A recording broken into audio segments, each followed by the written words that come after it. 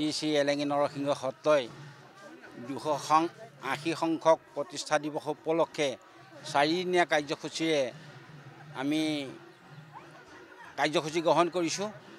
প্ৰথম দিৱস আজি নৱনিৰ্মিত মণিকূট গৃহৰ দুৱাৰ উদ্ঘাটন আৰু তাৰ বাবে আমি নিমন্ত্ৰণ জনাইছিলোঁ শ্ৰী শ্ৰী ভোগপুৰ সত্ৰ সত্ৰাধিকাৰ প্ৰভু ঈশ্বৰ আছে, তেখেতে আহি আমাৰ এই শুভ কৰ্মভাগ সম্পাদন কৰি দিলে। তেখেতলৈ আমি আন্তৰিক সেৱা আৰু শ্ৰদ্ধা জনাইছোঁ। ইয়াৰ পাছতেই আমাৰ কলীয়া গোসাঁই মহাপ্ৰভুৰ স্নান আৰু স্থাপন। ইতিমধ্যে ডেকা সত্ৰাধিকাৰ প্ৰভুৱে সত্ৰৰ মূল ভাগৱত প্ৰতিষ্ঠা কৰিছে আৰু ইয়াৰ পাছতেই আমাৰ সত্ৰৰ প্ৰয়াত সত্ৰাধিকাৰ ললিত চন্দ্ৰ মহন্তৰ এই মাসিক পূৰ্ণ হোৱাৰ পিছত আমি আজি সত্ৰাধিকাৰ অভিষেক অনুষ্ঠিত কৰিম।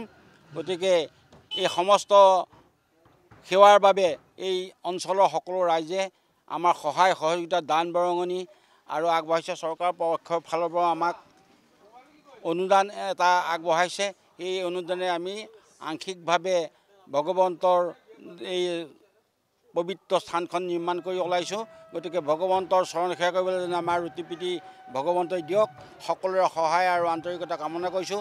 সাংবাদিক বন্ধুসকলকো আমাৰ আন্তৰিক শ্ৰদ্ধা নিবেদন কৰিছোঁ। গতিকে তেখেতসকলেও বিভিন্ন সময়ত আমাৰ সত্ৰই পিছ পৰি থকা এমূৰীয়া সত্ৰখনৰ যে বাৰ্তাবিলাক যে বহিৰাজ্যতো প্ৰকাশ কৰিবলৈ যে তেখেতসকলে মানস কৰে। গতিকে আমি সমস্তৰ প্ৰতি আমাৰ আন্তৰিক শ্ৰদ্ধা নিবেদন কৰি আমি আজি নৰসিংহৰ শ্ৰী শ্ৰী নৰসিংহৰ সত্ৰৰ 280 বছৰীয়া যি পৰম্পৰাৰে সত্ৰখন চলাই আহিছিল, শিষ্য প্ৰশিষ্য হিতাকাংক্ষী আৰু ৰাইজৰ অনুদান আৰু চৰকাৰৰ অনুদানে মণিকূট গৃহভাগী আজি নতুনকৈ নিৰ্মাণ কৰিছে আৰু সেই গৃহভাগীৰ আজি উন্মোচন হৈছে।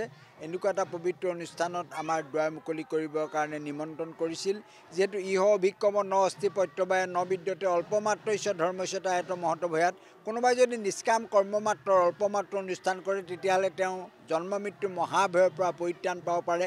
এনেকুৱা এটা মহান কাৰ্য এখেতসকলে যে কৰি আহিছে নৰসিংহ সত্ৰই, আমি নৰসিংহ সত্ৰক আন্তৰিকতাৰে অসমবাসীৰ হৈ তেখেতসকলে আমি কৃতজ্ঞতা জ্ঞাপন কৰিছোঁ আৰু অসমৰ সত্ৰসমূহ নামঘৰসমূহ যাতে এনেদৰে পৰম্পৰাভাৱে চলি থাকে, তাৰ ভগৱন্ত ভক্তিযুক্ত পুৰুষৰ আত্মাৱত মাধৱৰে প্ৰসাদৰ মিলয় সমস্ত অসমবাসীৰ নামঘৰৰ কাৰণে যাতে এই আৰ্হিৰে সকলোৱে নিষ্ঠাৰে পালন কৰিব পাৰে, তাৰ কাৰণে আমি ভগৱন্তৰ ওচৰত প্ৰাৰ্থনা জনাওঁ। সত্ৰখনৰ যিজন প্ৰতিষ্ঠাৰ পৃষ্ঠপোষকতাত যিজন স্বৰ্গদেউ পৃষ্ঠপোষকতাত আমাৰ সত্ৰখন প্ৰতিষ্ঠা হৈছিল, সেই প্ৰমত্ত সিংহদেৱৰ প্ৰতিষ্ঠা কালৰ আৰম্ভণিৰ পৰা আজি 280 সংখ্যক প্ৰতিষ্ঠা দিৱস আমি উদযাপন কৰিবলৈ ওলাইছোঁ।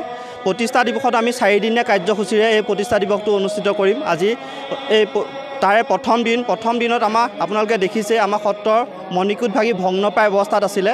আমাৰ শিষ্য প্ৰশিষ্য আৰু মাজুলীৰ শ্ৰদ্ধাৰ বিধায়ক মহোদয়ৰ পুঁজিৰ পৰা যি তেখেতে আমাৰ অৰিহণা আগবঢ়াইছিল, সেই সকলো অৰিহণাই আমাৰ সত্ৰৰ আজি নৱনিৰ্মিত এই মণিকূট গৃহটো আজি উন্মোচন কৰা হ'ল।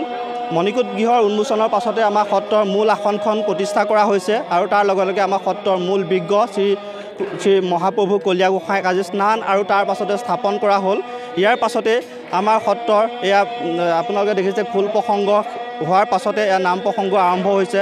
ইয়াৰ পাছতে আমাৰ যিজন সদ্য নিযুক্তিপ্ৰাপ্ত সত্ৰাধিকাৰ প্ৰভু শ্ৰী শ্ৰী কমল চন্দ্ৰ মহন্তদেৱ, তেখেতক আজি নিৰ্মালী প্ৰদান কৰা হ'ব।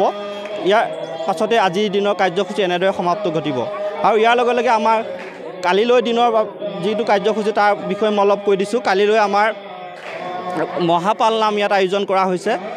মহাপাল নামৰ শেষত কাইলৈ সেই অনুষ্ঠানটো তেনেকৈয়ে সমাপ্তি ঘটিব আৰু পৰহিলৈ আমাৰ যিখন আমাৰ প্ৰতিষ্ঠা কালৰ যিখন ৰাজহুৱা মিটিং, সেই ৰাজহুৱা মিটিংখন প্ৰতিষ্ঠা দিৱসৰ ওপৰত সংগতি ৰাখি ৰাজহুৱা মিটিংখন কাইলৈ আমি অনুষ্ঠিত কৰিবলৈ ওলাইছোঁ।